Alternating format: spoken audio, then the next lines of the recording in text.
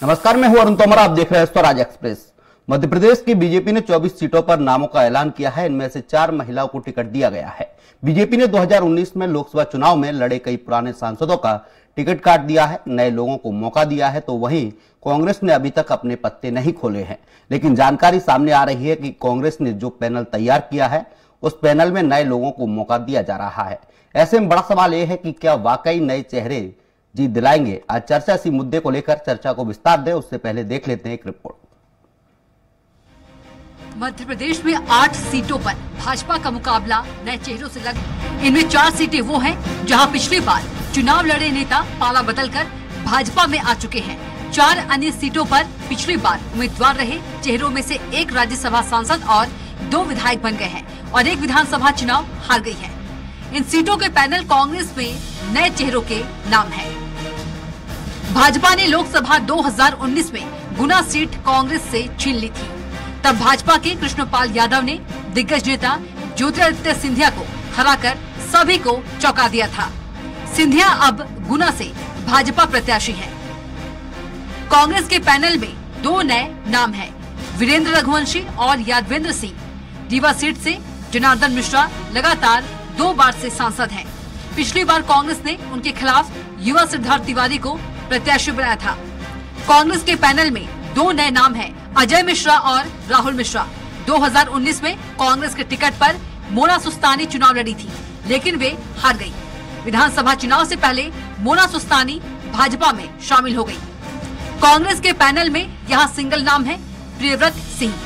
कमलनाथ सरकार में मंत्री रह चुके प्रियव्रत को टिकट मिलता है। शहडोल में भाजपा ने मौजूदा सांसद हिमाद्री सिंह पर एक बार फिर से भरोसा जताया है। 2019 के लोकसभा चुनाव से पहले हिमाद्री सिंह कांग्रेस में थी। लोकसभा चुनाव हारने के बाद प्रमिला सिंह की घर वापसी हो चुकी है। कांग्रेस के पैनल में सिंगल नाम है पुष्पराजगढ़ से विधायक फुंदेलाल मार्को। भाजपा ने ग्वालियर के सिटिंग सांसद विवेक नारायण शेजवलकर का टिकट काटते हुए पूर्व मंत्री भारत सिंह कुशवाहा को प्रत्याशी बनाया है। कांग्रेस के पैनल में 3 नाम साहब सिंह गुर्जर, राम सेवक सिंह और लाखन सिंह। सीधी लोकसभा से भाजपा ने इस बार डॉक्टर राजेश मिश्रा को टिकट दिया है। कांग्रेस के पैनल में सिंगल नाम है कमलेश्वर पटेल। खैर, ये वो सीटें हैं जो कि लोकसभा चुनाव में काफी हॉट सीटें हैं। इन सीटों की बात की जाए तो फिलहाल ये सीटें बीजेपी के झोली में हैं। ऐसे में देखने वाली बात ये होगी कि लोकसभा चुनाव में कांग्रेस किस नेता को टिकट देती है और कांग्रेस और बीजेपी में किसकी रणनीति कारगर साबित होती है। क्या चेहरे दिलाएंगे जीत या पार्टी का लोगो भी अहम होगा। सलमान खान, स्वराज एक्सप्रेस। इस पर ज्यादा चर्चा के लिए हमारे साथ मौजूद हैं वरिष्ठ पत्रकार दिनेश निगम जी। आपका बहुत बहुत स्वागत है स्वराज एक्सप्रेस में। देखा जाए तो दिनेश निगम जी, जिस तरीके से बीजेपी मोदी और हिंदुत्व के नाम पर मैदान में उतरी है, उसी तरीके से कांग्रेस भी भारत जोड़ो न्याय यात्रा को लेकर मैदान में उतरी है। किसका कितना असर देखने को मिलेगा इस लोकसभा चुनाव में? देखिए, क्या है कि इसके पहले भी जो राहुल गांधी ने अपनी एक यात्रा निकाली थी, न्याय यात्रा है ना, भारत जोड़ो न्याय यात्रा या जो भी नाम था उनका, उस पर असेंबली के जो चुनाव हुए साउथ में, उसमें निश्चित रूप से भारतीय जनता पार्टी को नुकसान हुआ और वहाँ कांग्रेस ने अपनी एक बढ़त बनाई। तो कहीं ना कहीं देखिए, किसी न किसी यात्रा का कुछ ना कुछ असर तो होता है। अब सवाल ये है कि ये असर कितना डाल पाएगा, ये तो चुनाव में जब वोटिंग होती है उसी समय मालूम पड़ता है, क्योंकि आम मतदाता इतना जागरूक हो चुका है देश का कि अगर उसका आंकलन आदमी करना चाहे तो दूर दूर तक नहीं कर सकता, जब कि वो कहाँ वोट डाल के आया और किसको वोट करेगा किसको नहीं करेगा। उसकी चुप्पी जो है इस बात का एक तरह से घोषणा करती है कि उसका आंकलन आप नहीं लगा सकते हो, कूट किस करवट बदलेगा बैठेगा जी। तो सवाल ये है कि जहां तक राहुल गांधी और मोदी जी का सवाल, देखिए, मोदी जी ने का एक आज की डेट पे एक अलग दायरा है। उसका कारण क्या है कि मोदी जी के साथ में एक प्लस पॉइंट जुड़ा है, प्रधानमंत्री, देश के प्रधानमंत्री। और दूसरी बात उनके साथ प्लस पॉइंट ये है कि अगर अपन देखें तो राष्ट्रीय स्तर पे, राष्ट्रीय नेतृत्व की पार्टियों में अगर आज अपन कोई वजनदार पार्टी है तो भारतीय जनता पार्टी, इसको नकारा नहीं जा सकता। एक जमाने में जब कांग्रेस का वर्चस्व एक लंबे समय तक रहा, लेकिन आज ये अपन कह सकते हैं कि भारतीय जनता पार्टी ने वो जगह पा ली है जिसकी उसने कभी कल्पना नहीं करी थी। किन कारणों से पाई ये राजनीतिक लोग जाने, राजनीतिक पार्टियों के नेता जाने। और इसके लिए कोई आम जनता दोषी नहीं है। सबसे बड़ी बात यह है कि राजनीतिक दल के जो नेता हैं, मुखिया है, यही लोग दोषी है। क्योंकि क्या है कि आपस की टुकड़ों की लड़ाई और आपस में पहले गठबंधन बनाना, फिर टूटना, फिर ये करना, फिर वो करना, इससे क्या है आम जनता में जो एक मैसेज जा रहा है वो ये मैसेज जा रहा है कि अगर मान लीजिए धोखे से हमने इनको स्थायी कर भी दिया, इनको सरकार के नजदीक ला भी दिया, तो सरकार कितने दिन चलेगी? सवाल आज ये है, प्रश्न ये है उसमें आम जनता के बीच में। तो उसके सामने विकल्प के रूप में और कौन बचता है? भारतीय जनता पार्टी, मोदी जी। तो मोदी जी का फैक्टर ऑलरेडी जो है स्थापित है। उनके साथ राम मंदिर का भी प्लस पॉइंट जुड़ गया है, जो जनवरी में उन्होंने उसका वो किया है। भले ये ठीक है कि राजनीतिक रूप से वो सब एक भूमिका बना करके ही ऐसा किया गया और चुनाव को देखते हुए ऐसा किया गया, ठीक है, सभी लोग करते हैं, उन्होंने भी अपना उसका उपयोग किया। तो इसको मेरा अपना मानना जो एक लंबे अरसे का है पत्रकारिता का, तो मेरा अपना मानना तो यह है कि भारतीय जनता पार्टी सरकार के नजदीक तो पहुंचेगी। उसको रोकने के लिए चाहे जितना भी हथकंडे अपना ले, मुझे नहीं लगता कि अपोजिशन या जो क्षेत्रीय दल है वो सक्सेस हो पाएंगे। हाँ, इसमें एक चीज जरूर हो सकता है कि अगर जो क्षेत्रीय स्टेट लेवल में जो क्षेत्रीय पार्टियां हैं, अगर ये एक तरफा जो है अपोजिशन के साथ मिलकर के खुलकर के मैदान में साथ दें, तो फेरबदल भी हो सकता है, आश्चर्यजनक परिणाम भी आ सकते हैं, कोई इसमें भी बड़ी बात। लेकिन अब चूंकि बहुत चंद दिन रह गए हैं आचार संहिता लागू होने के लिए, 2-4 दिन 10 दिन मान लीजिए, 15 तारीख तक मुझे लगता है 15 मार्च के पहले लग जाएगी। पिछली बार 10 मार्च को लगी थी, इस बार 15 मार्च को लग सकती। तो मेरा अपना मानना यह है कि समय रह नहीं गया। भारतीय जनता पार्टी ने अपने करीब 195 लोगों के प्रत्याशियों की लिस्ट जारी कर दी। कांग्रेस अभी उसमें एक भी नहीं सफल हो पा रही है। तो कांग्रेस को अगर आप इतिहास उठा करके देखिए आप देखिए असेंबली में भी देखिए, जो विधानसभा चुनाव हुए अभी भी देख लीजिए, अभी भी कांग्रेस कितना पीछे है। अगर आप अब यही आपने कहा था कि 2 महीने पहले, 1.5 महीने पहले हम अपने प्रत्याशियों की घोषणा कर देंगे ताकि जो है उनको प्रचार का जो है एक साधन मिले, क्योंकि लोकसभा का जो कार्यक्षेत्र होता है वो बहुत बड़ा होता है। हमारे साथ बीजेपी प्रवक्ता वंदना त्रिपाठी जुड़ चुकी हैं। आपका स्वराज एक्सप्रेस में बहुत बहुत स्वागत है। कांग्रेस प्रवक्ता योगेंद्र सिंह यादव जुड़ गए हैं, आपका भी बहुत बहुत स्वागत है। वंदना त्रिपाठी जी, देखा जाए मध्य प्रदेश में अपने 24 सीटों पर नाम का ऐलान किया है। इसमें से 4 सीट ऐसी हैं जहां पर प्रत्याशी पाला बदलकर बीजेपी से चुनाव लड़ रहे हैं।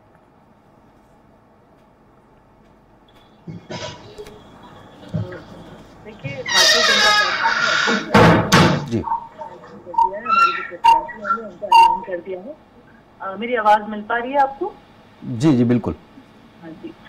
तो आपने देखा कि किस प्रकार से भारतीय जनता पार्टी ने पूरे देश में 195 सीटों की घोषणा कर दी है। हम वो पार्टी हैं जो व्यवस्था और कार्यकर्ताओं में विश्वास करने वाली पार्टी है। हम हमेशा ये मानकर चलते हैं कि चुनाव हमारा वंदना जी, जो 4 सीटें हैं वो पिछली बार कांग्रेस से वो सांसद प्रत्याशी बनाए गए थे, लेकिन चुनाव हार गए थे। बीजेपी वहां चुनाव जीती थी, लेकिन वही प्रत्याशी इस बार बीजेपी से चुनाव लड़ रहा है। देखिए, जो भी प्रत्याशी भारतीय जनता पार्टी से प्रत्याशी बनकर चुनाव लड़ रहे हैं वो अब हमारी पार्टी के कार्यकर्ता है, हमारी पार्टी के प्रत्याशी हैं, और उनके लिए चुनाव सिर्फ वो नहीं लड़ेंगे, उनके लिए चुनाव लड़ेगा हमारी पार्टी का संगठन, हमारे पार्टी का कमल निशान, नाम का कमल, पहचान कमल, निशान कमल। इसी मूल मंत्र के साथ हम चुनाव में उतरते हैं और चुनाव लड़ते हैं। हमारे यहाँ कोई भी कार्यकर्ता हो, सब भारतीय जनता पार्टी के कार्यकर्ता है और सबके लिए पूरा संगठन लगकर चुनाव लड़ता है।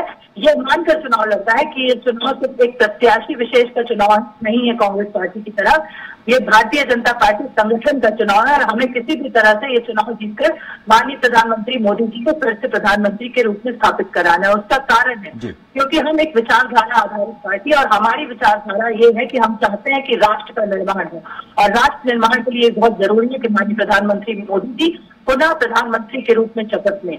इसीलिए भारतीय जनता पार्टी ने अपने प्रत्याशियों की घोषणा कर दी है। हमने अपने चुनाव की सारी तैयारियां कर ली हैं। हमने अपने क्लस्टर प्रभारी, अपने लोकसभा प्रभारी, अपने लोकसभा के संयोजक, सह संयोजक, दीवार लेखन, हमारे जो मंडल स्तर पर जो सूचियों की समीक्षा है, सारे कार्य हो चुके हैं। अब बस बचा है चुनाव प्रचार, और उसके बाद आप देखिएगा किस प्रकार से तो बची हुई 5 सीटें उन पर भी बहुत जल्द प्रत्याशियों की घोषणा हो जाएगी। और किस प्रकार क्या जो 5 सीटें एमपी में बची हैं लोकसभा की, उन पे क्या मंथन चल रहा है, या वो सीटें जहां पर प्रत्याशी दमदार नहीं दिख रहा है, या फिर इंतजार किया जा रहा है कि कांग्रेस की लिस्ट जारी हो जाए उसके बाद वहां प्रत्याशियों की घोषणा की जाए? देखिए, दमदार और ये कमजोर वाला प्रश्न कांग्रेस पार्टी में आता होगा, क्योंकि वहाँ एक प्रत्याशी विशेष चुनाव लड़ता है। हमारे यहाँ ये प्रश्न नहीं आता। हमारे यहाँ, मैंने जैसे अभी भी कहा था और फिर से कह रही हूँ कि हम व्यवस्था और कार्यकर्ता आधारित पार्टी है।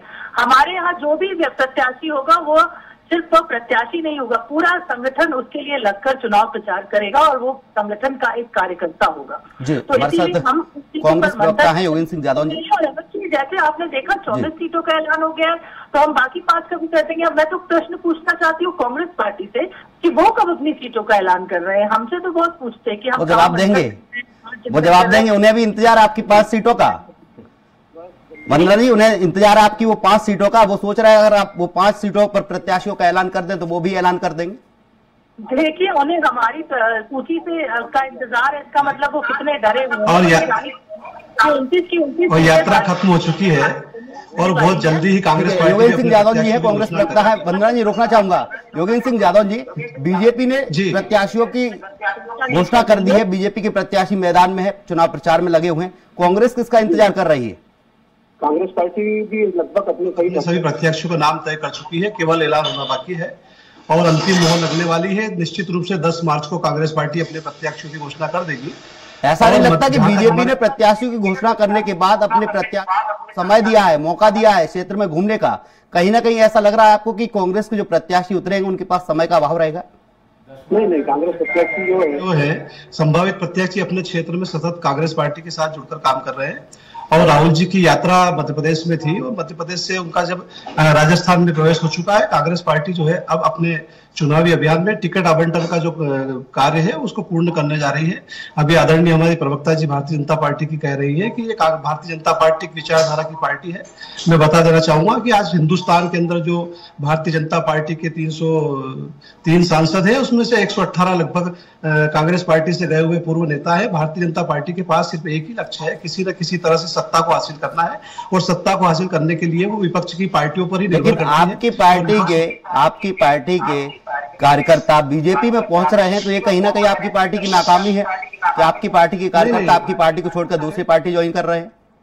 हम उस विषय पे बात करेंगे तो कई ऐसे बिंदु है कि आखिर कांग्रेस पार्टी से भारतीय जनता पार्टी में जो शामिल हो रहे हैं उन नेताओं के पीछे क्या कारण रहा है, चाहे ईडी हो चाहे सीबीआई हो, किसी भी प्रकार का कोई भी घटनाक्रम हो, प्रलोभन हो, जो लोकतांत्रिक विरोधी जो सोच है और जो तत्व है जो हिंदुस्तान के लोकतंत्र के लिए घातक है, वो दल बदलू जैसी जो व्यवस्था है इस देश के अंदर जिस तरह से अस्थिर करके विपक्ष को किसी न किसी तरह से अस्थिर करके और किस प्रकार से उसके नेताओं को चुनकर किसी न किसी तरह से हिंदुस्तान में अपनी सत्ता को काबिज करने वाली एक विचारधारा इस देश के अंदर आज शासन कर रही है, जिसने पीडीएफ को भी नहीं छोड़ा। जिस पीडीएफ के ऊपर श्यामा प्रसाद मुखर्जी की हत्या का आरोप था, जो कहते थे श्यामा प्रसाद मुखर्जी का बलिदान याद करेगा हिंदुस्तान, और वे लोग श्यामा प्रसाद मुखर्जी की हत्या में शामिल पार्टी के साथ भी अपनी सरकार बना सकते हैं। सरकार किसी भी तरह से त्रिपाठी जी, पवार जी के योगेंद्र से रुकना चाहूंगा। वंदना जी, ग्वालियर सिटिंग से सांसद है विवेक नारायण जी, उनका टिकट कटा है, उन्हें उनकी जगह पूर्व मंत्री भारत सिंह कुशवाहा को टिकट दिया है।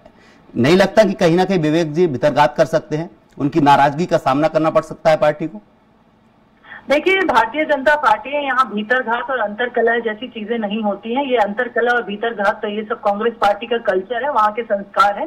हमारे यहाँ इस तरह की चीजें आपने पिछले चुनाव में भी देखा था कि विधानसभा चुनाव में भी इस प्रकार की अनुशासनहीनता वाली चीजें भारतीय जनता पार्टी में आपको कभी देखने को नहीं मिलेगी। ये गुटबाजी वाली कांग्रेस पार्टी जो 4 गुटों में बट चुकी है, जीतू पटवारी जी की आंदोलनकारी कांग्रेस, कमलनाथ जी की थकीहारी कांग्रेस, दिग्विजय जी की षड्यंत्रकारी कांग्रेस और राहुल गांधी जी की कंफ्यूज कांग्रेस। लेकिन कांग्रेस तो कहती है भ्रष्टाचारी बीजेपी, ईडी सीबीआई को आगे करके लड़ने वाली बीजेपी। देखिए भीतरघात और अंतरकलह की पिछली बार आपने तस्वीरें देखी थी, किस प्रकार से लोग दिग्विजय सिंह जी की फोटो पर जूते मार रहे थे, किस प्रकार से कमलनाथ जी और दिग्विजय सिंह जी एक दूसरे के ऊपर छींटाकशी कर रहे थे। और अब आप देखिए कि जब से जीतू पटवारी जी ने कमान संभाली है, कमलनाथ जी किस तरह से डामाडोल स्थिति में है, कभी दूसरे खेमे में जाने की बात करते हैं, कभी वापस रुक जाने की बात करते हैं। वो तो बीजेपी करवाती है, कांग्रेस कहती है कि बीजेपी ईडी को आगे कर देती है, सीबीआई को आगे कर देती है, जो उनकी बात नहीं मानता उनके यहाँ छापे पड़ जाते हैं। इसीलिए जो पार्टी के नेता है वो डर के बीजेपी में शामिल हो जाते हैं। अभी ईडी कानपुर पहुंच गई है, व्यवस्था नहीं है। ईडी सीबीआई हमारे देश की एजेंसीज हैं, वो किसी पार्टी के हित में काम नहीं करती हैं। अगर ईडी सीबीआई की ये लोग बात करते हैं तो मुझे कृपया ये बताएं कि जिन जिन राज्यों में इनकी सरकार है वहां पर ये ईडी और सीबीआई को गलत क्यों नहीं ठहराते हैं? जिन जिन राज्यों में उनकी सरकार नहीं है वहां पे ईडी सीबीआई गलत हो जाती है, वहीं पे ये ईवीएम पे आ जाते हैं। जहां जहां इनकी सरकारें हैं वहां कोई दोष नहीं है, वहां सब कुछ एकदम स्वच्छ है, पारदर्शिता है। तो इस प्रकार की दोगली बातें करने वाली कांग्रेस पार्टी को जनता जान चुकी है। और कांग्रेस पार्टी जो प्रवक्ता कह रहे थे कि इनके जो नेतागण है वो छोड़ छोड़कर हमारी पार्टी में आ रहे हैं, तो राष्ट्र निर्माण की भावना जिसके अंदर है वो इस लोकतांत्रिक देश में पसंद है अपने राजनीतिक दल का चुनाव करने के लिए। किसी की किसी नहीं लिखा हुआ है, ना कोई पार्टी किसी की बकौती है कि वो जिंदगी भर उसी पार्टी में रहेगा। योगेंद्र सिंह यादव जी, आप कहते हैं कि ईडी सीबीआई को बीजेपी आगे कर लेती है, जहां जहां आपकी सरकार वहां ईडी और सीबीआई आगे क्यों नहीं आती? आदरणीय जी, अभी कुछ ही समय पहले अजित पवार जी पे आदरणीय प्रधानमंत्री जी ने कहा था कि उनके ऊपर 90 करोड़ से अधिक का भ्रष्टाचार है। आपने देखा अजित पवार जी किस तरह से भारतीय जनता पार्टी में शामिल हुए, उसके बाद एक ईमानदार नेता के रूप में अब महाराष्ट्र के अंदर सक्रिय हो चुके हैं। येदियुरप्पा जी कितने सक्रिय हैं। अब आप देख लीजिए, जहां जहां भ्रष्टाचार है, अगर भ्रष्टाचार के साथ आप संघर्ष कर रहे हैं तो आप भ्रष्टाचार में लिप्त हैं जब तक आप भारतीय जनता पार्टी में नहीं हो। जिस तरह से आपने भारतीय जनता पार्टी की वॉशिंग मशीन में गए, वैसे ही आप ईमानदार नेता की छवि के साथ में उभर के आ रहे हैं। पूरा देश देख रहा है, इसको आप नकार नहीं सकते। आप देखिए जहां जहां चुनाव होते हैं वहीं क्यों सक्रिय होते हैं, यह भी तो देखिए। और रहा आप जो कह रहे हैं कि विचारधारा, तो विचारधारा ऐसी होना चाहिए, राष्ट्र निर्माण की विचारधारा। अरे हिंदुस्तान के अंदर 140 करोड़ जो जनता है वो पूरी तरह से इस राष्ट्र के निर्माण के प्रति संकल्पित है, चाहे किसान है, चाहे युवा है, चाहे बेरोजगार है, चाहे नौकरी पेशा है, चाहे जिसे वो भारत माता के प्रति समर्पित भाव से वो काम करता है, किसी भी स्तर पे करता है। उस राष्ट्र का निर्माण में हर व्यक्ति का कहीं न कहीं किसी न किसी तरह से हिस्सेदारी है। इस पे केवल ये सिंबल लगाना कि हम 4 लोग इस राष्ट्र के निर्माण में लगे हुए, ये कभी भी उचित नहीं है। ये सब भारत माँ की संतान है और भारत माँ के प्रति समर्पित होकर काम करते हैं। चाहे वो मजदूर हो, उसका भी एक संघर्ष होता है, किसान है उसका भी संघर्ष है, युवा है उसका भी संघर्ष है। सभी के संघर्षों से हम ये पटकथा लिखते हैं। ये हमारा सारा परिवार है। लोकतांत्रिक रूप से वाद विवाद, विषय वस्तु, विचार विमर्श सब चलता है, लेकिन आखिरी मंथम इस राष्ट्र का निर्माण है और उस संकल्प के साथ योगेंद्र सिंह यादव जी, बीजेपी ने एमपी में 4 महिला लोकसभा प्रत्याशी उतारी है। 4 महिलाएं जो लोकसभा की प्रत्याशी बनाई गई है। कांग्रेस इनके सामने किसे उतारेगी? अब महिलाओं को टिकट देगी या फिर नए चेहरे इनके सामने होंगे? योगेंद्र सिंह यादव जी के प्रति कृत संकल्पित है और कांग्रेस पार्टी निश्चित रूप से महिलाओं की सहभागिता के साथ महिलाओं को भी इस चुनाव में अपना प्रत्याशी बनाकर उतारेगी। दिनेश निगम जी हमारे साथ वरिष्ठ पत्रकार है। दिनेश निगम जी, देखा जाए इस बार जो लोकसभा चुनाव होंगे इसमें पार्टी के चेहरे मायने रखेंगे या पार्टी का लोगो मायने रखेगा? देखिए क्या है कि आप दो अलग अलग आपने दो प्रश्न किए हैं।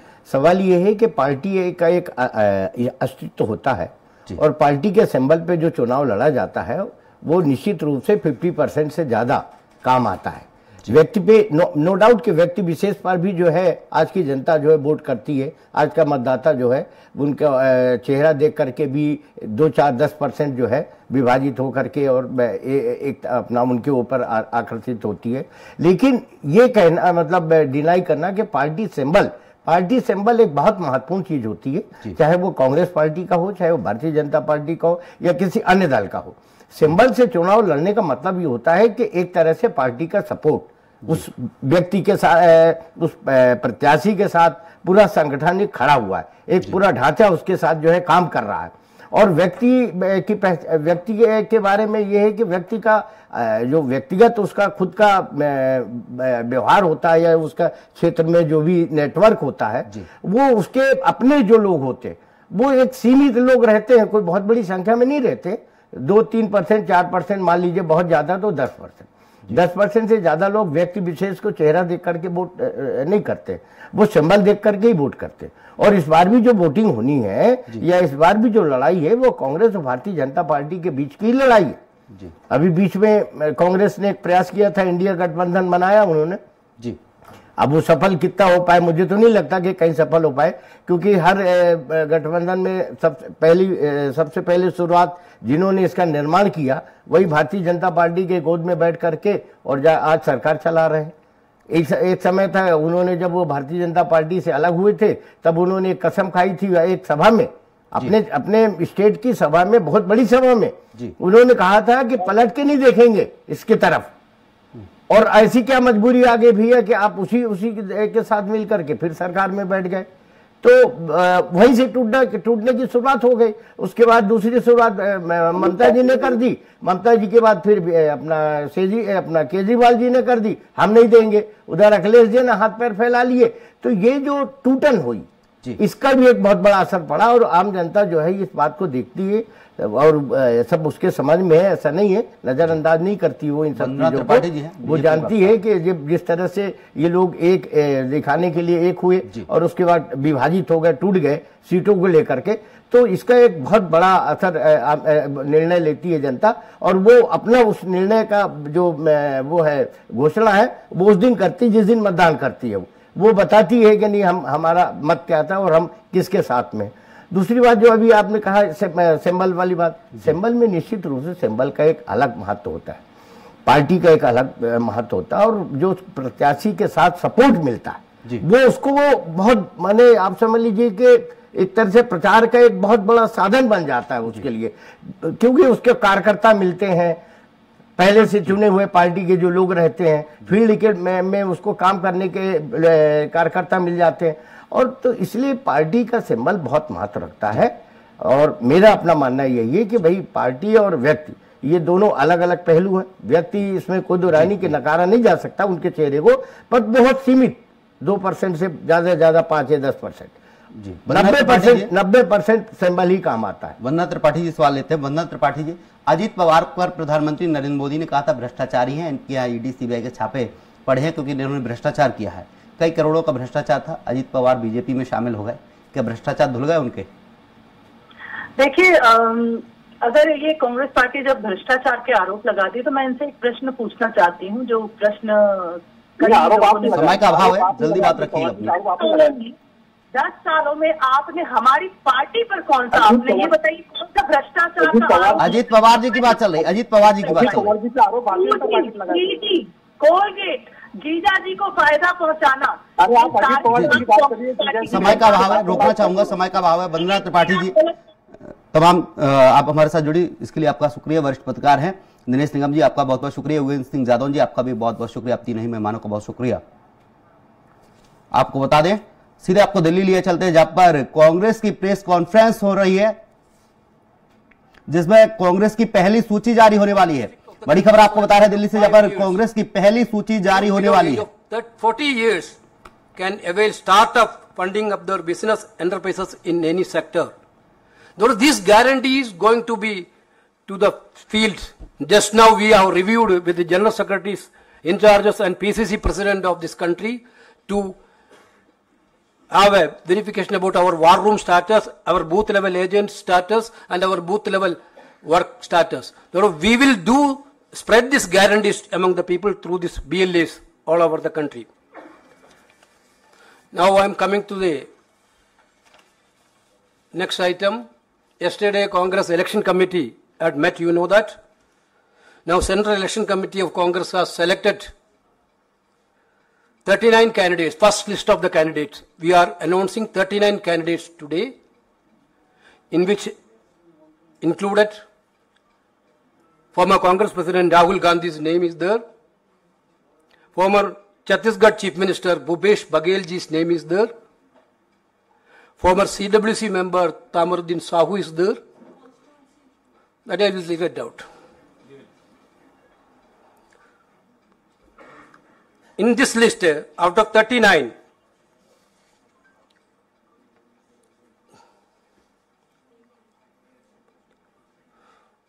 15 people are from general category and 34 candidates from SC, ST, OBC, minorities. 24. 15 from general category, 24 out of 39 from SC, ST, OBC and minority. 12 people are below 50 years age, under 50 years age. 8 people are between 15 and 60. 61 and 70, 12 people are there. 71 to 76, 7 people are there. This is the age status. 71 to 76. Now I am reading out the names. Chhattisgarh Janjgir Champa SC, doctor Shivkumar दहरिया।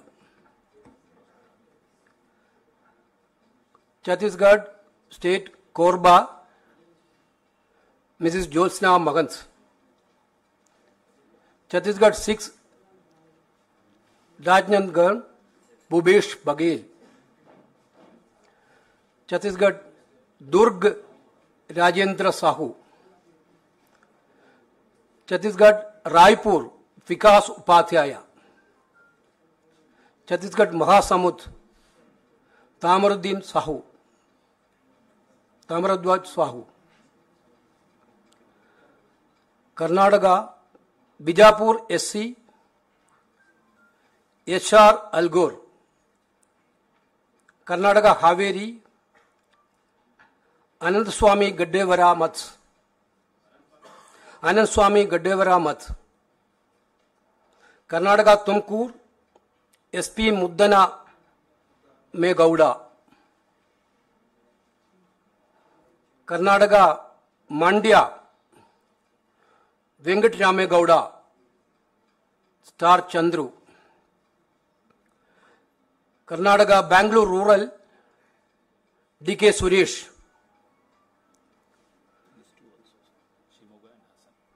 Shimoga Shrimati Geetha Shivraj Kumar. Hassan Shreyas Patel. Then Kerala Kasaragod Rajmohan उन्नीतान।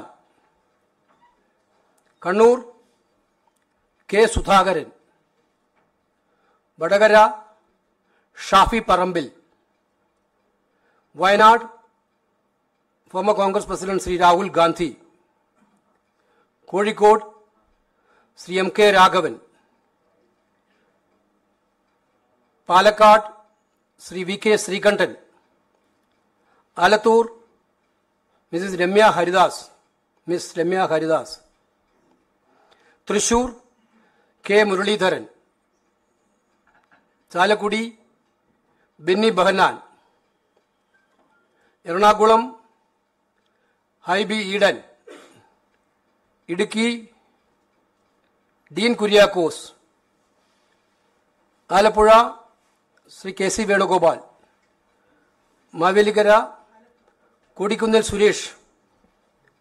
Pathanamthitta Anto Anthony. Attingal Adur Prakash. Thiruvananthapuram Dr. Shashi Tharoor. Lakshadweep Muhammad Hamdullah Said. Shillong Meghalaya Vincent H. Pala. Meghalaya Tora ST Saleng A. Sangma. Nagaland S. Supong Meran Jamir. Sikkim Gopal Chetri. Telangana Sahirabad Suresh Kumar Shatkar. Telangana Nalgonda Raghuveer Kundru. Telangana Mahbub Nagar Chella Vamshachandra Reddy. Telangana Mahbub ST Belram Naik Porika. Tripura West Ashish Kumar Sahe. This is the 39 names.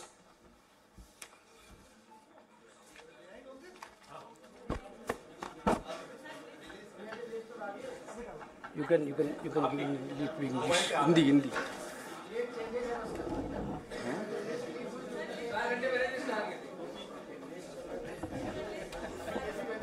Feedback देने के लिए आपका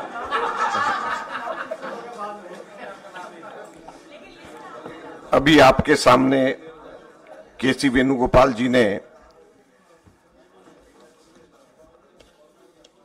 39 लोगों की कांग्रेस के उम्मीदवारों की list की घोषणा करी है। जैसे इन्होंने कहा, मैं दोहराना चाहता हूं कि 39 में से 14 जनरल हैं और 15 जनरल हैं और 24 इसके अंदर SC, ST, OBC और माइनॉरिटीज हैं। और इस लिस्ट के अंदर पूर्व कांग्रेस अध्यक्ष राहुल गांधी जी हैं, पूर्व मुख्यमंत्री भूपेश बघेल जी हैं, सीडब्ल्यूसी के पूर्व हमारे सदस्य रुकेंगे एक छोटे से ब्रेक के लिए, ब्रेक के बाद फिर होंगे हाजिर।